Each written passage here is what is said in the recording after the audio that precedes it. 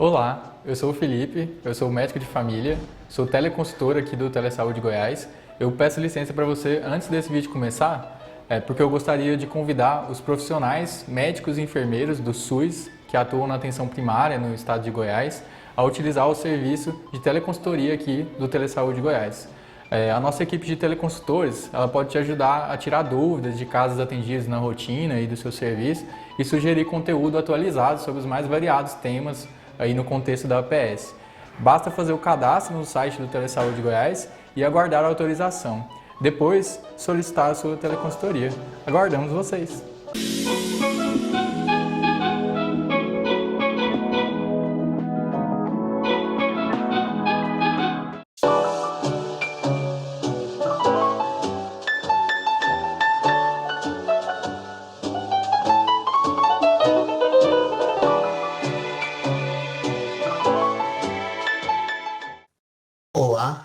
Olá para todos. Eu me chamo Fernando Mauro Pereira Soares, sou docente da Universidade Federal do Sul da Bahia, professor na área de microbiologia e estamos aqui hoje para falar um pouquinho sobre essa relação que existe entre água e microbiologia.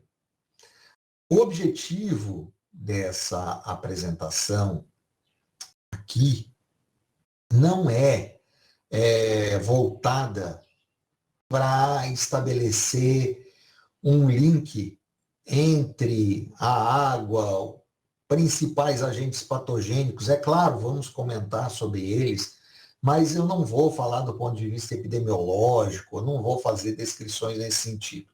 Nós vamos mostrar a microbiologia, ou seja, a microbiologia numa visão ampla dela, focada entre a essência, né? Ou seja, o uso bactérias, fungos, vírus, e essa relação que esses micro-organismos possuem com a água. Então, nesse sentido, a relação se dá através de quê? Primeiro, o meio aquático, é sabido, né, que no meio aquático você pode ter nutrientes, ou seja, na água você tem, além da sua composição química básica, contém ali sais minerais, macro, micro minerais em diferentes proporções, mas só que num quantitativo pequeno. E isso faz com que haja uma baixa diversidade de micro-organismos. Ou seja, há nutrientes diluídos na água? Sim, há. Mas a água não é um meio convencional de crescimento microbiano. Tá? Uma água, vamos dizer assim, dentro daquela essência que nós conhecemos como uma água potável, uma água proveniente de uma fonte de nascente, um rio predominantemente limpo, ele vai ter uma diversidade microbiana, mas não vai ser uma diversidade tão grande. Agora, quando você adiciona a essa água presença, né? Você adiciona material orgânico, matéria orgânica, aí você vai começar a ter um aumento da atividade microbiana. E isso é representado tanto na literatura quanto em pequenas ações pontuais através de empresas que distribuem, que tratam e distribuem água, vai provocar um aumento dessa carga, né, microbiana, dessa quantidade de populações microbianas devido ao aumento da matéria orgânica na água. Por quê? Porque a matéria orgânica, ela contém fontes nutricionais que a água pura e simples não contém. E isso faz com que uma quantidade maior de grupos de micro-organismos possam fazer uso dessa água contendo matéria orgânica. E é por isso que quanto mais quantidade, maior carga de matéria orgânica, você vai ter um maior grupo, uma maior diversidade microbiana dentro dessa água. Se a gente pega, por exemplo, uma gota d'água, né, uma simples gota d'água, para uma visão leiga, uma gota d'água é uma gota d'água, é uma coisa bem simples. Mas dentro da própria gota, você pode ter um grau de complexidade muito grande, com diferentes substâncias químicas, tá? Substâncias que compõem naturalmente aquela água, tá? Com uma quantidade de minerais, microminerais, uma concentração maior ou menor, dependendo da fonte dessa água, tá? E também algumas coisas que foram incorporadas a essa gota. Por exemplo, a água da chuva. A água da chuva é uma água considerada uma água destilada, uma água, entre aspas, limpa. Mas, quando essa gota de uma água de chuva precipita, ou seja, ela vem lá do céu e vem caindo, ela passa por camadas, né, dentro da nossa atmosfera, que podem conter o quê?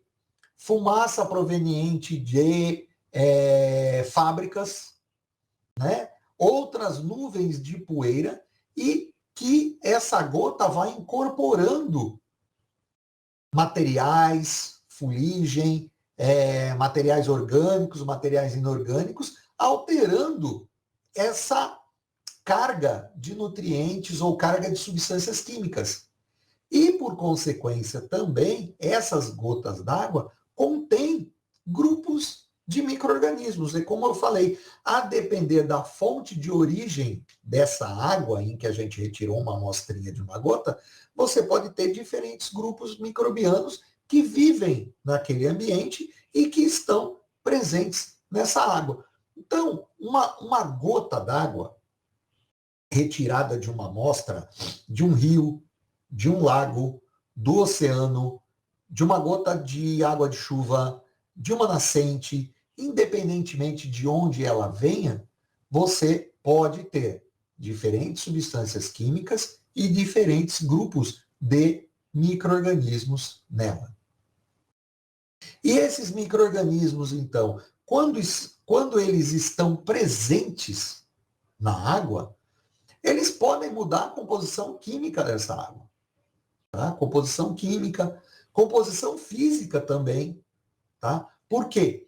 Porque através da presença desses micro-organismos, através de processos de multiplicação, de uso de substâncias químicas presentes na água, né, como nutrientes, ou seja, aí eu estou fazendo a visão do micro-organismo em relação àquela água.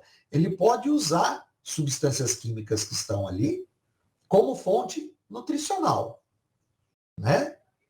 E aí ele muda a composição química da água, porque se ele está absorvendo nutrientes, alguns componentes químicos, ele está alterando o equilíbrio daquela amostra de água. Então essa é uma possibilidade. Por outro lado, a presença microbiana, a depender do tipo de micro-organismo, pode afetar a questão física, por exemplo. Alterar o pH daquela água também pode ser alterada através da presença de certos micro-organismos. Agora, pelo outro lado, pelo lado microbiano, quando ele está presente na água, ele tem o seu metabolismo. Ele faz uso de componentes, de substâncias que podem estar presentes na água, ou de uma água limpa, ou de uma água contendo matéria orgânica, e ele usa esses componentes para se nutrir. E é claro que quando o micro-organismo lança a mão desses componentes para se nutrir, ele elimina na água outras substâncias que podem ser fatores nutricionais para organismos aquáticos, para outros organismos. Os próprios micro-organismos, eles são fontes de nutrientes, né? O próprio micro-organismo, ele serve de alimento para outros organismos aquáticos. Então, isso forma o que a gente chama de ciclos da matéria, né? Então, você tem ali um micro-organismo que lança a mão de nutrientes ou de outras estruturas físicas, principalmente químicas e outras fontes orgânicas presentes na água, se nutre, se multiplica, e a partir dessa multiplicação, esse aumento quantitativo dessas espécies na água servem de nutrientes para outros organismos. Não só o micro-organismo propriamente dito, mas metabólitos que ele possa produzir e eliminar na água. E aí você tem os ciclos ocorrendo da matéria. Outra questão também da presença dos micro-organismos na água, eles podem representar um grande risco para a saúde humana e para a saúde animal. Através de quê? Através da presença do que nós chamamos de patógenos.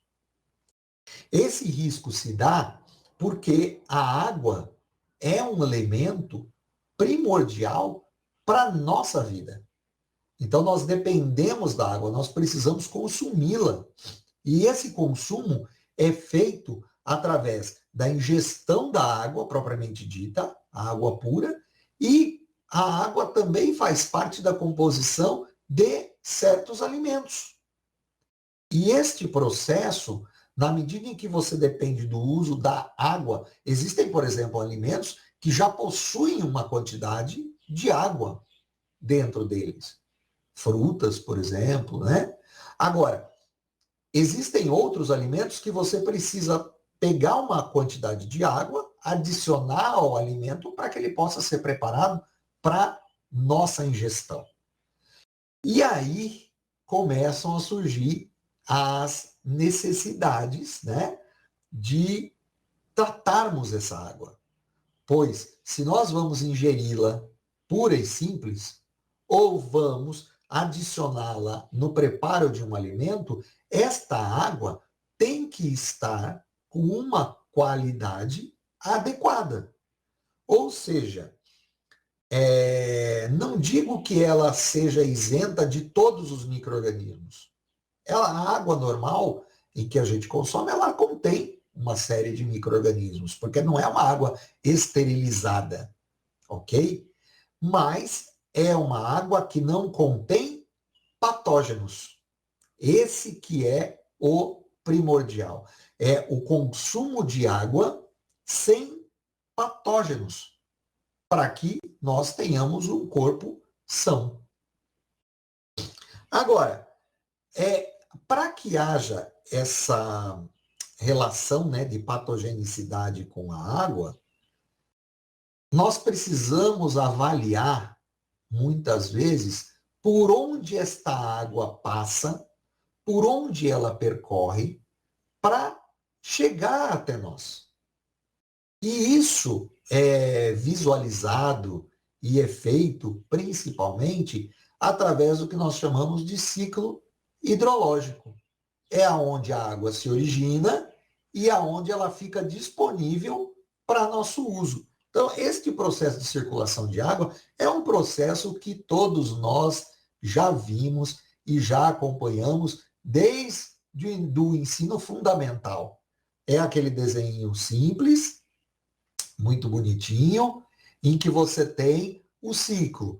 A água, né, você tem as nuvens, que são formadas por vapores, você tem a precipitação. Através dessa precipitação, a água entra em contato com a superfície do nosso planeta. Ela pode tanto servir como fornecer, né? A água fornece aí produtos para que haja o crescimento das áreas verdes, o crescimento das florestas.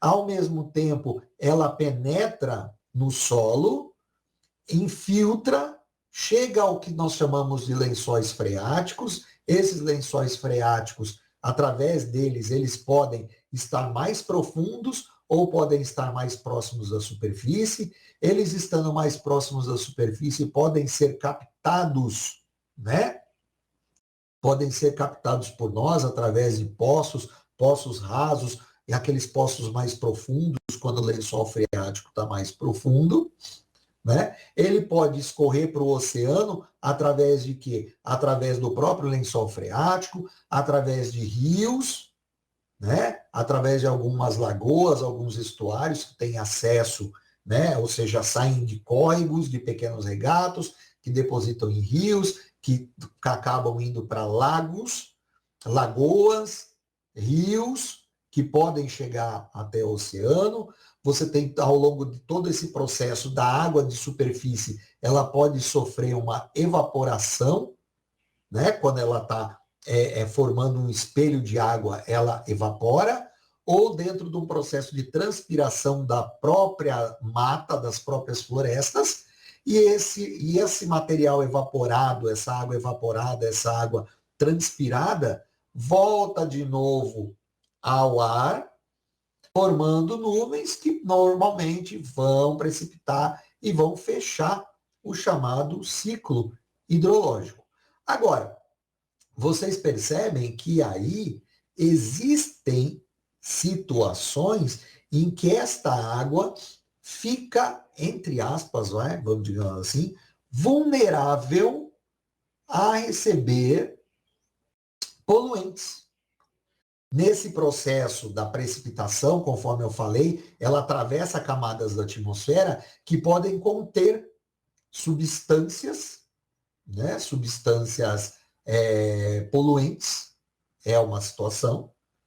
Você pode ter contato através dos rios e lagos, eles podem receber cargas de substâncias químicas provenientes de fábricas, de esgoto não tratado e não coletado, num primeiro processo não coletado, e numa segunda etapa não tratado, ou seja, ele vai in natura para esses corpos d'água, e aí há um grande potencial de que essa água se torne uma água poluída, uma água imprópria para o consumo, tá? A contaminação dos próprios lençóis freáticos, através desse processo de infiltração, se a água infiltra, produtos químicos provenientes da natureza, das áreas agrícolas, aplicados de uma maneira errada, por exemplo, ou numa quantidade não adequada, eles podem infiltrar no solo e atingir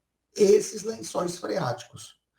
Quando você tem em regiões mais afastadas, que você não tem acesso a uma rede de água tratada, encanada, você às vezes constrói fossas sépticas, né? Aqueles buracos, aquelas fossas, que, a depender da sua posição, elas podem entrar em contato ou estar próximas de lençóis freáticos mais rasos. E com isso, esses lençóis freáticos podem vir a ser contaminados pelas fossas e, por consequência, um poço mais raso, que aparentemente pelo visual não representa perigo, pode conter muitos e muitos micro-organismos patogênicos. Aí você pode perceber que em diferentes momentos desse ciclo hidrológico, a água se apresenta vulnerável a receber cargas de materiais poluentes vindos de indústrias químicas, vindos de esgotos domésticos, né, esgotos industriais que nós chamamos, e aí a água se torna uma água com um risco muito grande de ser ingerida sem que haja, né, sem que existam os tratamentos para que ela se torne uma água potável, não oferecendo risco para a nossa saúde. Quando a gente fala, então, dessas águas naturais que eu comentei no ciclo, nós temos esses tipos de água, né? As águas atmosféricas, nuvens, que estão presentes aonde, né? Estão presentes nas nuvens, estão presentes na chuva, né? Quando ela precipita, na neve, nas geadas, né? Porque tudo isso advém, né, da área da atmosfera, se precipita e cai na Terra. Águas de superfície, esses espelhos d'água que nós possuímos, né? Em lagos, em riachos, em rios e oceanos, independentemente do tipo de água. Você pode ter água doce, né, que é essa água proveniente de principalmente de rios e riachos, né? Você tem água salobra, que já é uma quantidade, né, uma mistura entre água doce e água salgada. Você pode ter isso em alguns lagos que têm contato e abertura com o oceano, áreas de manguezais, né? E o próprio oceano, que já contém água salgada. Lembrando que mais próximo da margem do oceano, né, na zona litorânea, você tem uma concentração de sal mais baixa, por conta justamente dessa mistura de água doce, de corpos d'água que desembocam, né, e desaguam em rios, em oceanos, e você tem as áreas mais distantes da região da faixa litorânea, você tem uma concentração de sal na água bem mais alta do que essa mais próxima. E você tem também as chamadas águas subterrâneas, que são essas que são provenientes de lençóis freáticos, ou mais superficiais, próximos, né, da superfície, 3, 4, 5 metros, 10 metros, ou lençóis freáticos profundos a 70, 80, 90 metros de profundidade. E todos estes, tá, independentemente de ser atmosférica, independentemente de ser superfície, independentemente de ser água subterrânea, todos eles são hábitats para micro-organismos. Então, é sempre bom lembrar que por um poço profundo, por um poço artesiano, quando você retira a água de lá, essa água não é uma água estéril. Ela contém micro-organismos. Mas o risco de um lençol freático mais profundo conter agentes patogênicos é mais baixo. A não ser que a gente tenha fontes muito ameaçadoras no entorno daquela área, em que você pode correr o risco de que essa água poluída possa chegar a lençóis profundos. Mas mesmo tendo um lençol freático profundo, a água possui micro-organismos. Só que são micro-organismos que a gente fala do bem. Ou seja, são micro-organismos que não provocam doenças nos seres humanos e em animais. Mas não é uma água esterilizada, ok? A gente muitas vezes tem essa ideia equivocada de que só porque é uma água proveniente de um poço artesiano profundo é uma água estéril, isenta de micro-organismos. A nossa água mineral, que nós consumimos de galão e tudo mais, ela também contém micro-organismos. Mas ela contém micro-organismos não patogênicos, que não provocam doença alguma. Ninguém viu dentro de uma embalagem de um galão dizendo água mineral estéril, água mineral esterilizada. Porque sim, se for esterilizada, aí isenta de micro-organismos, de qualquer forma de vida. Agora, uma água mineral, ela contém ali uma carga microbiana, mas é uma carga microbiana que não vai te fazer mal, porque principalmente, e é bom que a gente sempre reforce isso, não contém patógenos, ok?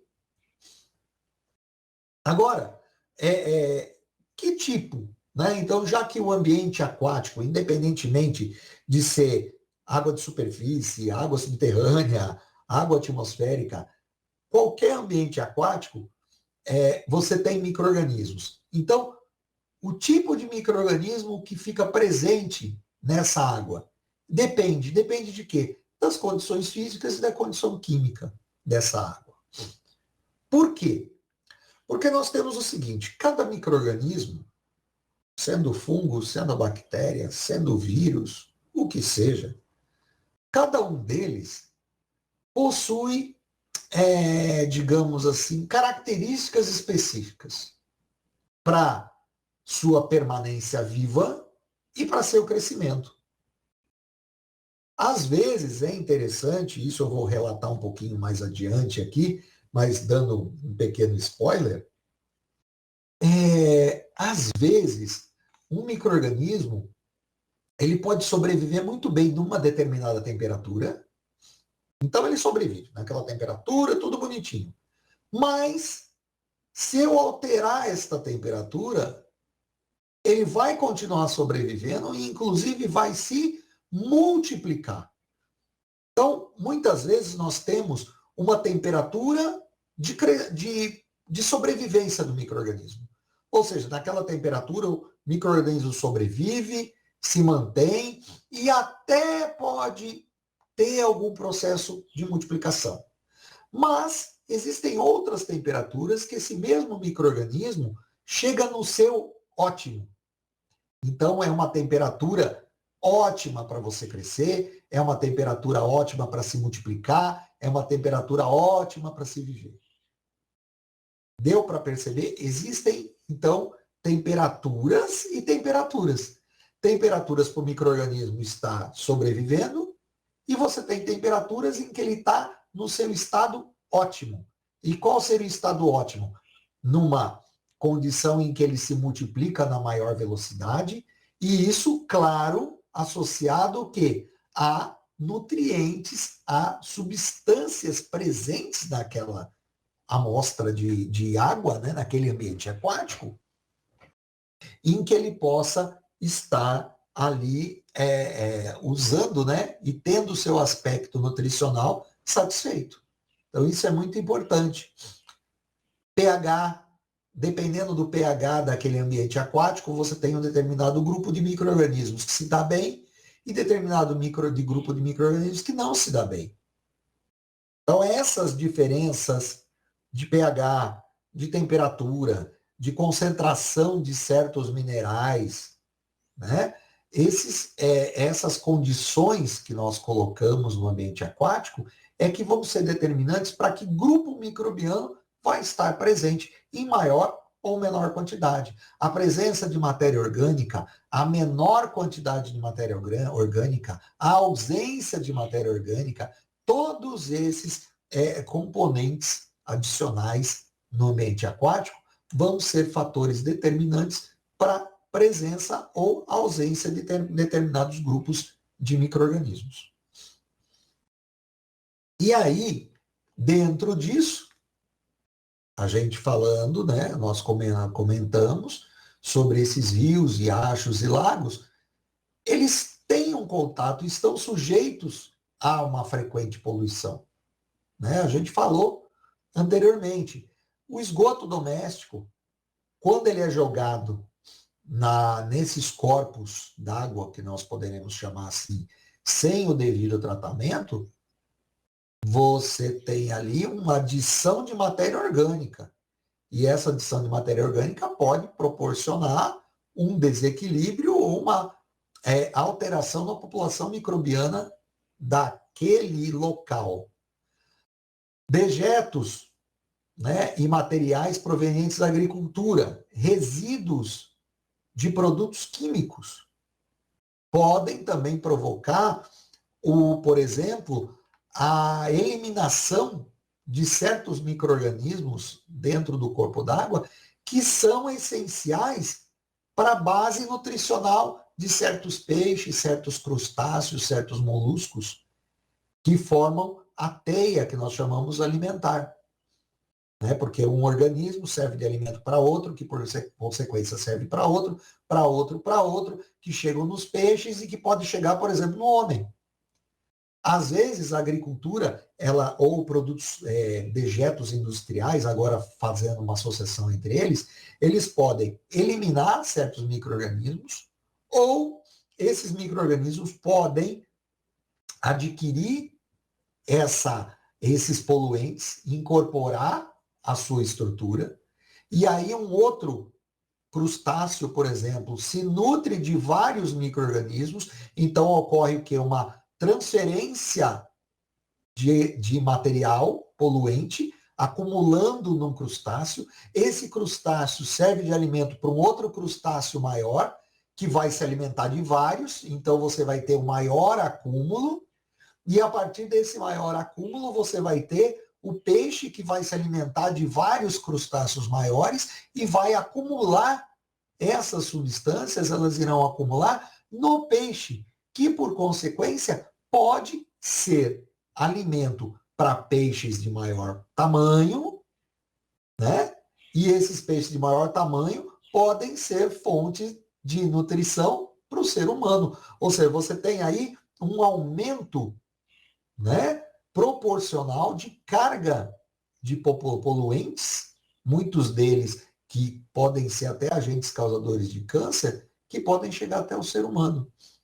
A gente vê muita reportagem falando sobre garimpos ilegais, por exemplo, que jogam, né, porque eles usam muito mercúrio. O mercúrio, ele serve, né, para separar o ouro das outras substâncias presentes nas amostras. E aí depois você recolhe, né, o mercúrio ligado, né, ele vem junto com o ouro, e aí você faz uma outra separação, tá, através de aquecimento, e aí você evapora uma parte desse mercúrio, e aí você começa a ter uma poluição do ar, e o resíduo do mercúrio jogam na água. E ele, através dessa incorporação a esses, por exemplo, a pequenas raízes de materiais vegetais que estão presentes na água, vão servir de nutriente para outros organismos, para outros, que vão terminar em peixes de maior porte, e por consequência o ser humano virá a ingerir esses peixes contaminados com mercúrio, e aí esse mercúrio tende a se depositar nos seres humanos, gerando aí, desencadeando processos de doenças de médio e de longo prazo, que vão gerar aí problemas nessas pessoas mais adiante, inclusive levando à morte. Diante de todas essas formas, então, de contaminação, surgiu recentemente, principalmente pelo fato do avanço, né, desse impacto da poluição, você reutilizar a água, ou seja, aquelas águas de reuso, para determinados fins. É uma forma de você economizar, inclusive, a água de boa qualidade. Quando você vai numa feira livre, que em determinadas regiões ainda existe, aquelas grandes feiras, né, em ruas, ao final dessa feira, há muito tempo atrás, se utilizava a água tratada, água potável, através de caminhões-pipa para limpar a rua. E perceberam que, nossa, nós estamos usando uma água tão valiosa para uma limpeza geral. Então, por que nós não pegamos a água, né, proveniente de estações de esgoto, por exemplo, em que o esgoto é tratado, em que você elimina os agentes patogênicos e você mantém uma água com outros elementos físicos, outros elementos químicos ali, mas que não sejam ruins para a saúde das pessoas. Vamos utilizar esse tipo de água para a limpeza das ruas. E é hoje o que nós vemos, é a água chamada água de reuso. Agora, isso foi feito de uma maneira em que o ser humano trata, mas nós temos na natureza um processo natural que faz parte do ciclo hidrológico. Muitas vezes a gente não percebe, porque isso se dá de uma maneira muito lenta. E às vezes, ela não ocorre diretamente na região aonde moramos. E isso faz com que nós não percebamos esse processo. Eu dou um exemplo muito claro que, independentemente de onde as pessoas estão acompanhando essa aula ou virão a acompanhar, o meu maior exemplo é o rio Tietê, no estado de São Paulo. Por quê? O rio Tietê, ele tem um processo natural de depuração, que nós chamamos, tá? Que é fantástico. O rio Tietê é um dos poucos, né? Eu acho que são pouquíssimos rios aqui no Brasil que correm em direção contrária ao oceano. Então, o rio Tietê, ele nasce próximo ao oceano, na região da Serra, e corre pelo interior do estado de São Paulo, indo desaguar num outro rio. Isso é que é interessante. Por quê? Ele nasce, então toda a área de nascente dele, próxima à nascente, os riachos e tudo que compõe a nascente do rio são águas límpidas, de excelente qualidade, totalmente transparentes, que causam até surpresa nas pessoas quando você diz que essa é a água que origina o rio Tietê. Quando ele passa pela cidade de São Paulo, ele recebe uma carga microbiana proveniente de riachos, de pequenos rios e todo tipo de dejetos, tanto de dejetos industriais, provenientes de agricultura, provenientes de esgoto doméstico, transformando o rio numa massa, né, uma massa de água, num volume de água que parece um gel, de tão poluído que é.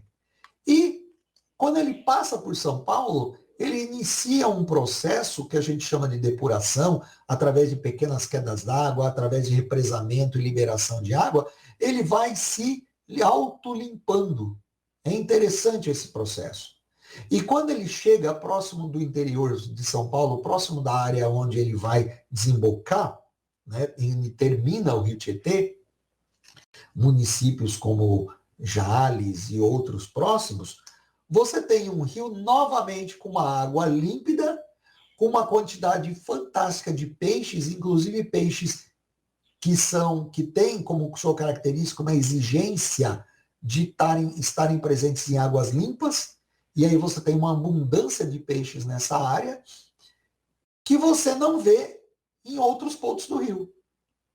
E isso acontece não porque houve projetos do governo minimizando o impacto, ou projetos dos municípios minimizando o impacto ao longo do rio. Não, o próprio rio se autodepura. E é por isso que eu falo, é um processo lento, que ocorre ao longo do rio, e que você, a depender da região, se você mora na região poluída, você vai estar sempre vendo o rio poluído. Se você mora numa região em que o rio já passou pelo processo de depuração, você não vai fazer o link com aquele mesmo rio numa região poluída, numa área em que ele estava poluído. E isso, então, muitas vezes passa despercebido. Mas muitos rios têm um processo natural de depuração que fazem parte do seu ciclo. Mas, independentemente disso, você tem pressão. Pelo crescimento populacional, há uma demanda muito grande de uso de água. Água limpa, água para consumo. Então, você não vai usar uma água limpa, uma água para consumo, para lavar uma rua de uma feira livre, ou de fazer uma limpeza em alguns determinados locais, de fazer limpeza em certos piscinões para remover grandes estruturas. Você vai usar uma água que nós chamamos de reuso. Atualmente, inclusive, certas residências já estão sendo preparadas para fazer uso dessa água, não uma água tratada, para ações não tão nobres. Por exemplo, o ato de você dar descarga na sua residência, você está utilizando uma água, né, via de regra, que passou por vários processos, né, de limpeza, em que é uma água potável. Então você está usando uma água de consumo humano para dar uma descarga.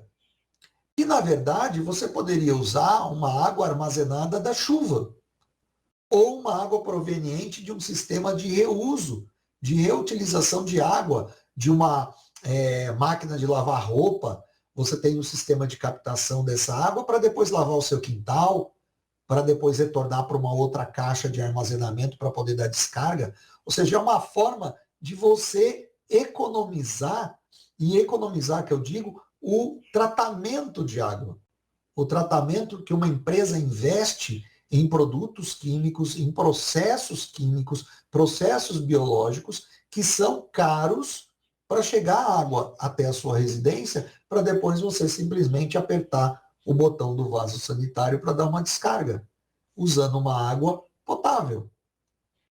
Então, esta pressão que tem ocorrido no sentido de arrumar fontes e meios para uma água que nós chamamos água de reuso para ações menos nobres, tanto no crescimento populacional, quanto no uso industrial e também na irrigação. Você utilizar água de reuso em que você não tem patógenos, claro, lembrando que toda água para reuso, ela passa por tratamentos prévios, né? Por exemplo, se ela advém de uma empresa, de uma indústria, em que visa a eliminação dos agentes patogênicos e neutralização de produtos químicos ou de substâncias químicas que podem fazer mal para a saúde. Então, essa água de reuso sempre não é uma água que vai fazer mal, não é uma água que faz mal para a saúde. Ela passou por processos em que eliminou agentes químicos e agentes biológicos que poderiam trazer mal para a saúde. E isso tudo é em função de quê? De você economizar, de você valorizar a água tratada que você consome na sua residência. Aí você tem a questão desse processo de reuso. Como é que você faz esse processo? Você tem que desenvolver técnicas e táticas para deixar o processo de reciclagem mais rápido e mais eficiente. Então, projetos têm sido desenvolvidos de forma a você acelerar esse processo para que essa água de reuso possa ser prontamente utilizada nesses usos que nós chamamos não nobres.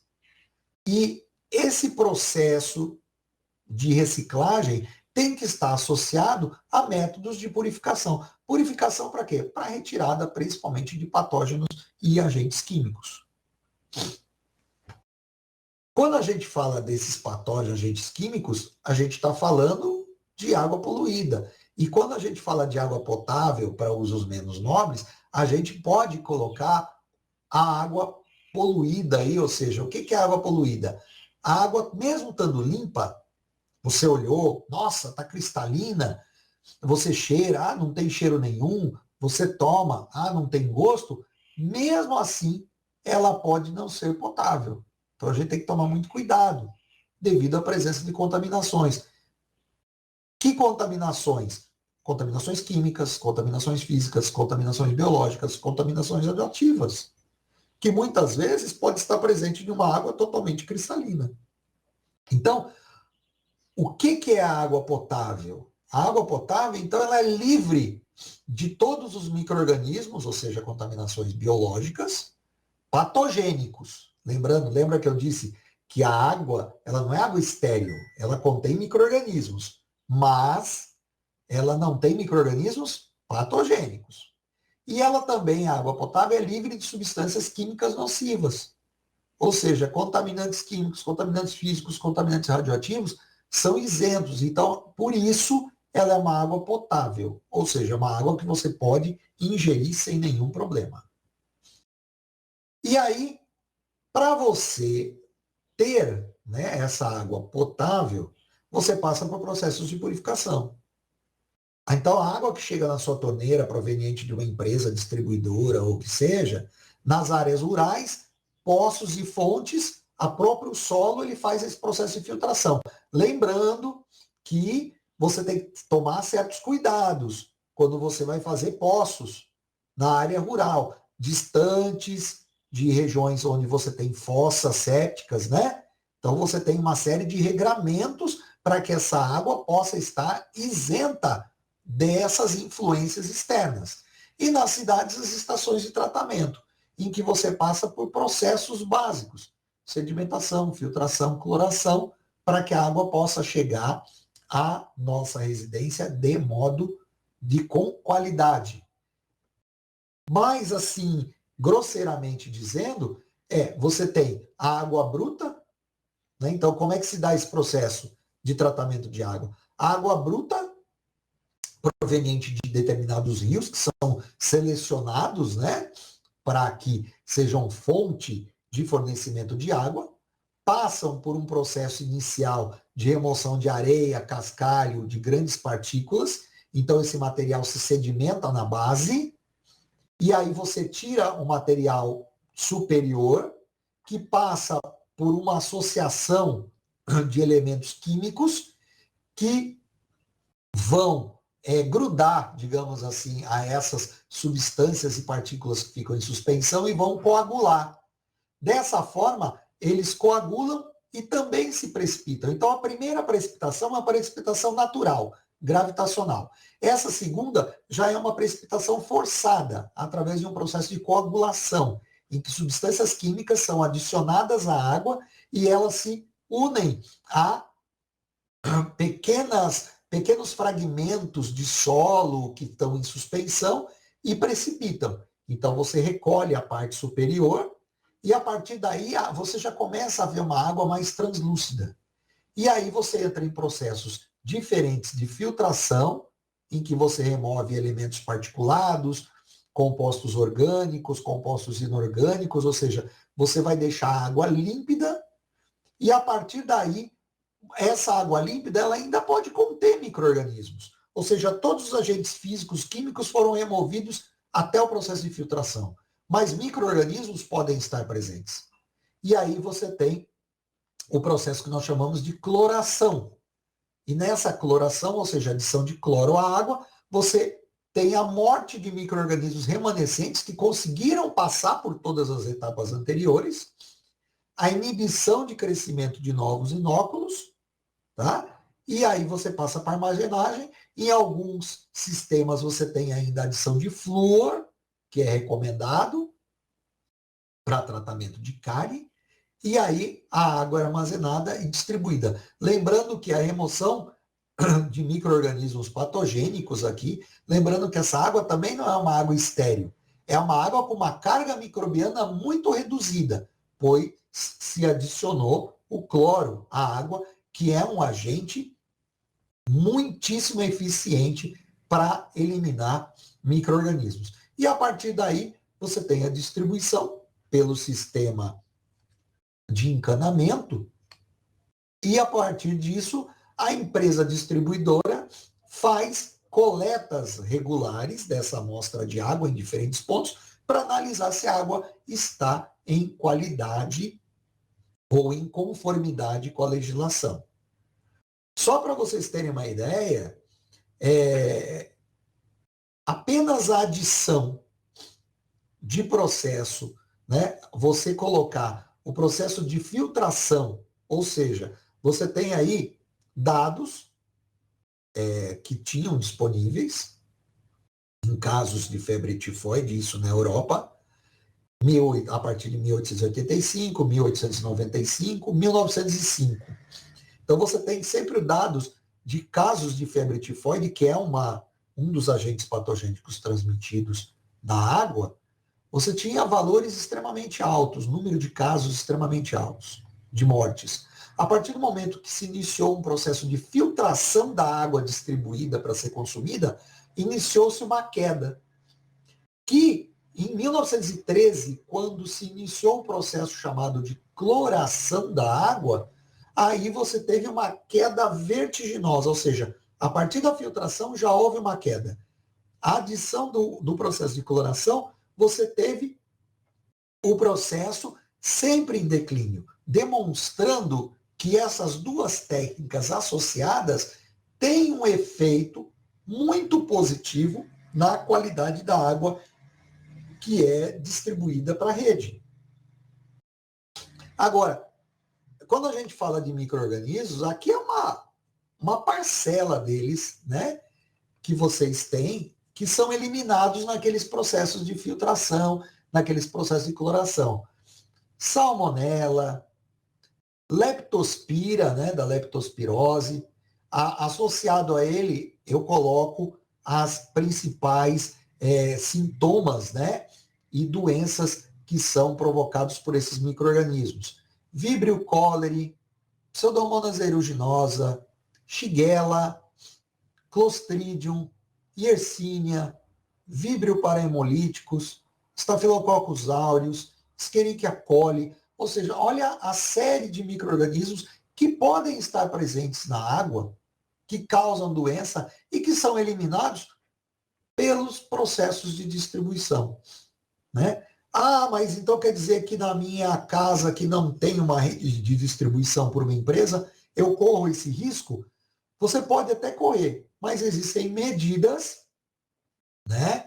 Medidas simples que podem ser adotadas, como a filtração em filtro de barro, a associação de cloro, aquele cloro que se pega em postos de saúde, 2 gotinhas por litro de água já é o suficiente para exercer o mesmo processo de cloração que ocorre numa empresa de água, você pode fazer em menor escala na sua residência usando aquele cloro. Não é o cloro comum, tá?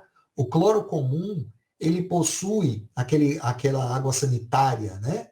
Que a gente tem na nossa casa, que é usada para roupa, contém ali substâncias químicas que podem ser prejudiciais à nossa saúde. Então, só em caso de extremo, você lança a mão dessa água sanitária. Mas, normalmente se usa aquela água sanitária, aquele cloro, ou comprado em supermercado, ou você pega num posto de saúde, porque ele é filtrado e ele é isento dessas substâncias químicas que podem vir a causar problema de saúde, caso a gente faça um consumo e o uso frequente dessa água sanitária caseira, vendida em supermercado, né, para roupas, por exemplo. Fungos presentes na água, eu falei de bactérias, fungos aquáticos, saprófitas, podem ser parasitas de peixe, fungos oriundos do solo que vêm até a água, leveduras, exemplo, a Candida albicans, que pode causar infecção na pele, nas mucosas, fungos dermatófitos, causando o que nós chamamos de micoses, né? Então, por exemplo, você tem aqui um pequeno trabalho de fungos que foi publicado, isolados na água de consumo de uma comunidade ribeirinha do Médio Rio Solimões, com potencial patogênico. Ou seja, é um fungo que estava presente numa água que era utilizada para consumo da comunidade. E esse fungo era um potencial causador de doença. Então, não é só bactéria que está presente na água. Você tem fungos também que podem causar problemas na água de consumo. Protozoários, giardia, amebas também estão presentes na água se ela não for tratada adequadamente.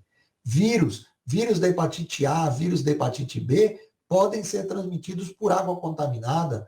Gastroenterites infecciosas não bacterianas, as chamadas viroses, né? A poliomielite é transmitida através da água contaminada com o vírus, que veio muito proveniente de onde?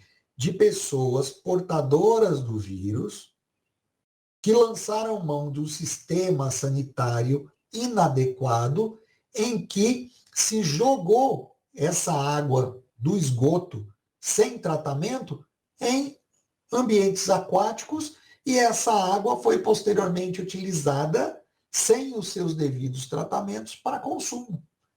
Então você vê aí o ciclo da doença passando pelos seres humanos, chegando na rede de esgoto, em que você tem um esgoto in natura lançado diretamente na água, pode ser uma fonte muito potencial, perigosa para o consumo dos seres humanos, já advindo aí várias doenças. Agora, eu falei vários micro-organismos, né? Falei vários vírus, fungos, bactérias. Agora, é monitorar a água para ver se ela é potável. Fazendo o teste de todos os micro-organismos, é inviável economicamente, é demorado e vai ter muita dificuldade. Então, criou-se, para analisar a qualidade da água, um micro-organismo indicador. Então, que indicador que seria o ideal, né? Que eu pudesse lançar mão de trabalhar com ele e obter um resultado que eu pudesse extrapolar para todos esses micro-organismos. É um micro-organismo útil para todo tipo de água, água doce, água salobra, água salgada, sempre presente nos lugares onde estão os patógenos entéricos, porque normalmente os patógenos entéricos é que passam pelo ciclo pelo homem e são eliminados através do esgoto in natura, sem nenhum tratamento, e chegam nesses corpos d'água e são coletados sem nenhum tratamento para consumo. Então, esses micro-organismos estão lá presentes. Eles sobrevivem, eles têm que ter uma sobrevivência, esse indicador, na água por mais tempo que os próprios patógenos, para você detectar. Não se reproduzir na água contaminada, para eu ter uma ideia quantitativa, né? O teste para detectá-lo deve ser específico e sensível. Então, muito direto para isolar, né? Para eu conseguir esse micro-organismo indicador. O teste deve ser também de fácil execução. Para qualquer ambiente, qualquer local, a gente possa trabalhar com ele. Esse indicador para qualidade sanitária deve não ser patogênico, não pode causar doença. O nível do indicador na água é proporcional ao grau de poluição. Quanto mais esse organismo indicador, maior a contaminação. Ele tem que ter essa proporcionalidade. E por isso, elegeu-se a Escherichia coli e alguns outros coliformes. E aí você faz a análise da água baseado nesses organismos, através de testes presuntivos, testes confirmativos ou testes completos.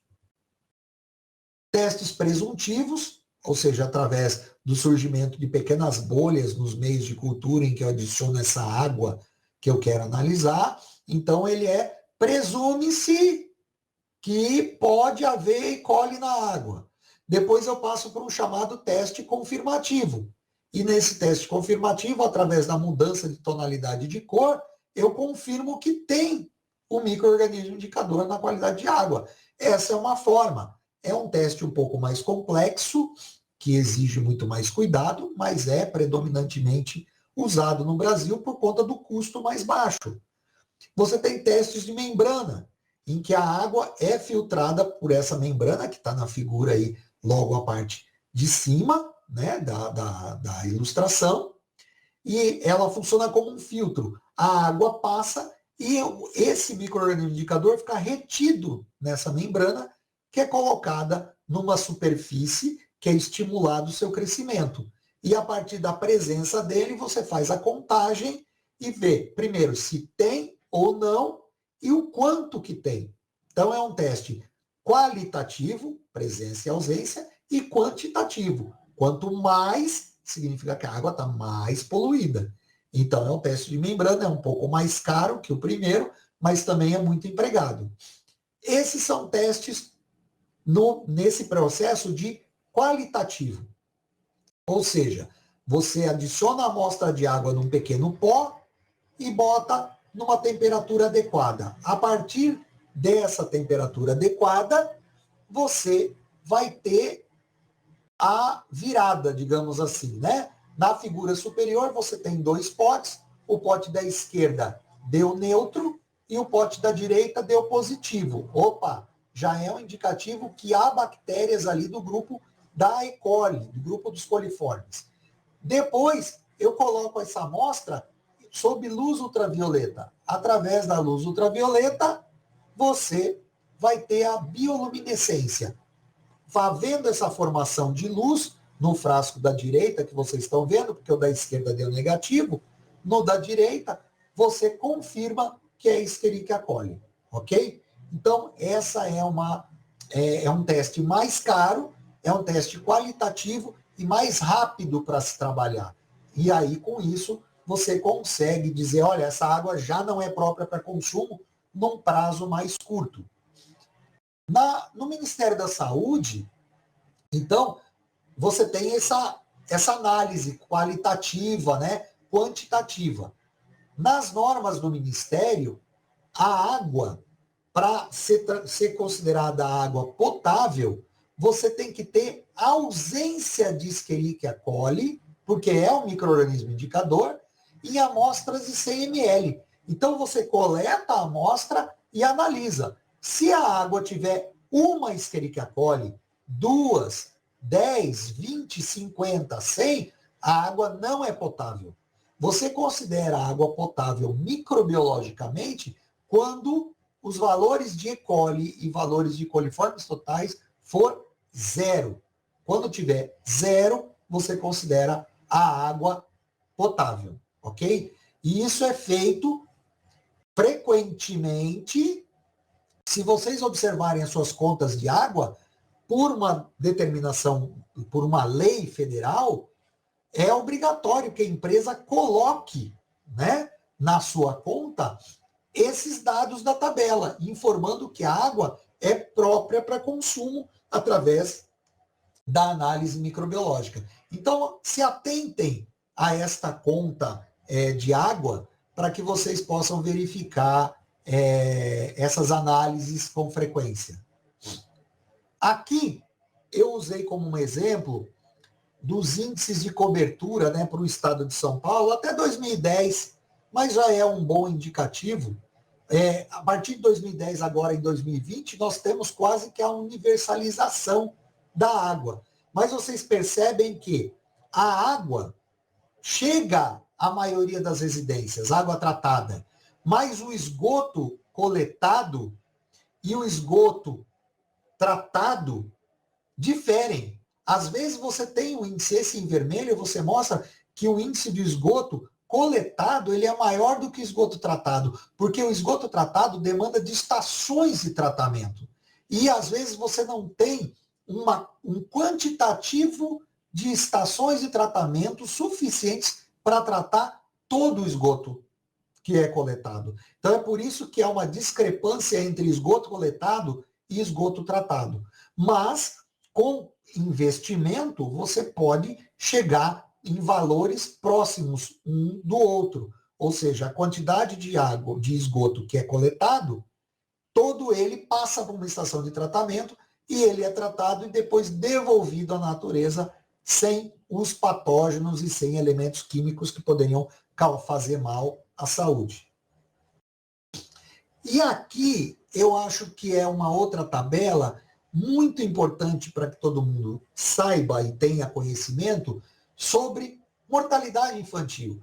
Uma das maiores causas de mortalidade infantil no Brasil e em outras partes do mundo é causada pelo consumo de água de péssima qualidade, que provoca diarreia. E você tem a taxa de mortalidade por morte por diarreia é muito alta. E aqui a gente tem um gráfico muito interessante. Quando você tem um aumento, né, você percebe que conforme vai aumentando a tendência de universalização da distribuição de uma água de boa qualidade, quando você aumenta o quantitativo de coleta de rede de esgoto, ou seja, sem deixar o esgoto escorrendo pelas ruas, pelas calçadas, você tende a reduzir, que é esse risco em vermelho, a redução das taxas de mortalidade. Com isso, a gente consegue demonstrar que quanto maior você tiver um índice de coleta de esgoto, ou seja, menor contato da população com o esgoto in natura próximo à sua residência, já é o suficiente para reduzir os índices de mortalidade. Então, há a necessidade real e imperiosa de que haja um investimento na qualidade, não só da água consumida, mas também na coleta e no tratamento do esgoto gerado pelas residências e pelas indústrias. E, por fim, eu acho que é interessante, que não é menos importante, porque ela tem uma relação muito grande conosco, são as águas de recreação de contato primário, que nós chamamos de águas de balneabilidade. Balneabilidade é a água de recreação de contato primário. O que é o contato primário? Aquele contato que você tem direto com essa água. Ou seja, que corre um risco muito grande de você engolir essa água, de você usar para nadar, ou seja, você entra dentro do corpo d'água. Então, de acordo com a resolução do CONAMA 274, que está em prevalência, você tem a água doce, água salobre e água salina. Todas elas são possíveis águas de balneabilidade. Água doce, rios que o pessoal usa para mergulhar, para nadar, para brincar. Água salobre, a próxima região de manguezais. E água salina, a faixa litorânea. E aí você tem qualidades de água. Antigamente, você chamava de qualidade de água excelente, muito boa e satisfatória. Hoje, juntou todos esses três grupos como águas próprias. E águas impróprias, que são fora das atribuições acima. Águas ruins, águas péssimas do ponto de vista de análise microbiológica, são águas impróprias. Você faz uma média semanal daquele mesmo ponto, no mesmo local, na mesma hora, e com base nessa média das amostras, você verifica, através de uma tabela, a qualidade microbiológica daquela água. Se você tiver uma incidência, um derramamento de óleo naquela área, uma floração de algas, um rompimento de uma adutora de esgoto, aí você pode, independentemente dessa média de 5 amostras, informar que visualmente aquela área está imprópria. Existem certos estados que têm até aplicativos para você monitorar áreas do litoral, principalmente de praias, para você ver qual que é a praia que está boa, qual que é a praia que não está boa, para eu tomar meu banho de mar, né, de boa qualidade. Existe uma nova indicação agora da possibilidade de coleta da areia também, porque quando a gente vai à praia, ao litoral, a gente passa a maior parte do tempo na areia e não na água. Então, esse contato direto com a areia, você deita na areia, rola na areia, o seu sobrinho vem, a criança põe a mão na boca, cheio de areia, né? Aquela areia pode conter também uma carga microbiana muito grande, em que hoje há uma recomendação, não tem uma legislação específica, mas há uma recomendação direta para que se analise a areia, para que a gente possa, inclusive, verificar a qualidade dela em detrimento à própria qualidade da praia. Se a água está ruim, será que a areia também está? Se a água está boa, será que a areia também está? Se ambas estão boas, se ambas estão ruins, que grau de contaminação essas areias podem estar? Então, hoje, há um movimento para que isso se torne também uma normativa. Eu acho que essa explanação foi mais generalista. A gente passou um pouco deu um passeio sobre a vinculação das águas e os micro-organismos, o potencial dela de causar problemas à nossa saúde, a forma de você cuidar dessa água, a forma de você reutilizar, e inclusive finalizando com essa balneabilidade. Então, eu espero que vocês tenham aproveitado estas informações. Dúvidas vinculadas a esta aula, ou dúvidas da aula, ou dúvidas de suporte realmente de acesso, enviem mensagem para a Telesaúde Goiás, que eles vão dar o encaminhamento devido. Eu agradeço a todos por essa oportunidade aqui e até a próxima. Muito obrigado, até logo.